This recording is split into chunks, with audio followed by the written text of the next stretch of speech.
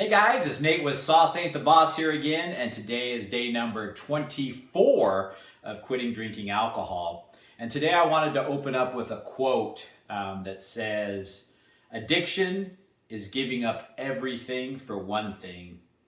Recovery is giving up one thing for everything." And that's a pretty powerful quote. I mentioned that in one of my earlier videos, but that is one of the things that really is one of the mantras I say throughout each day to help me get through the beginning stages of quitting to drink alcohol. And it kind of leads me into my topic for today, which is the alcohol wrecking ball. And what I mean by that is just how much damage alcohol does to your life and the lives of others around you. Now, I'm a pretty firm believer in the fact that nobody else is going to get you to be able to change your drinking habit except for you. You have to put the drink down. You have to want to do it. And no amount of ultimatums by a family member or the pleads and begging of family and friends is ever going to make you change. At least it didn't for me. There's been times in my early drinking, later drinking, middle drinking where somebody would give me an ultimatum or somebody would be in tears because of my drinking, and it didn't get me to stop. And until I truly realized how selfish I was and I wanted to change and be a different person. And that's the whole thing with this process is you have to want to change because you are tired of what it's doing to your life, and it can even be what it's doing to other people's lives that you love. And alcohol is one of those things that, like I said, it doesn't just affect your life, it affects the lives of your immediate family, your extended family, your coworkers, your friends, and typically it's in a very negative way. And it can be anything from you acting like a complete fool, saying things that you regret and shouldn't say, to some people get abusive when they've been drinking, physically, verbally, a whole host of things. And when it comes to your family, all the time you spend drinking that you're just zonked out and not present.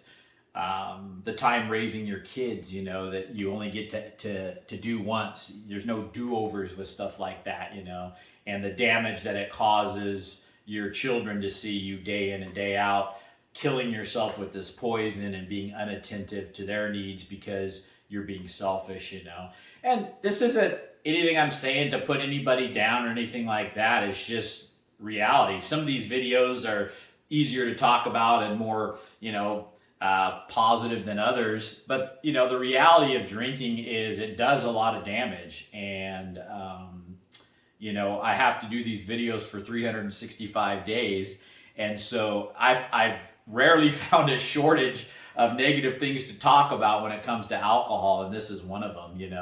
And I think back to all the times I just wasn't there for my family because I was wanting to put myself first. It reminded me of that character from Willy Wonka. I'm talking the old OG Willy Wonka, not the new one with Johnny Depp, but the one with Gene Wilder. There was this girl, I think her name was Veruca, and she just wanted instant gratification. She wanted everything now, the golden goose and the egg and all that stuff. And that really relates to at least my drinking, how I want to do what I want to do now, to hell with everybody else. I don't give a rip, and how selfish and self-centered that mindset was. And ultimately, Veruca goes down the bad egg hatch and, maybe into the incinerator. I never found out. But, so that's kind of what starts to happen when you continue to drink it, and you damage the lives of yourself, others around you,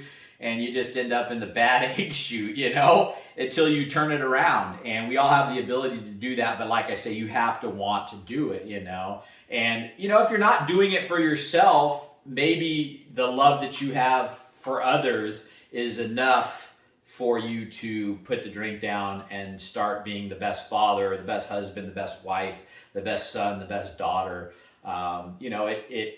Think about the pain that maybe you've caused your parents or your siblings or your children or your spouse, friends, coworkers. It affects coworkers too, because if you're calling in sick all the time because you're hungover or whatever, and somebody's got a weekend planned up at the lake with their family and they got to come into work now because you decided to drink too much and call in sick, and now they have to give up their plans to cover for you.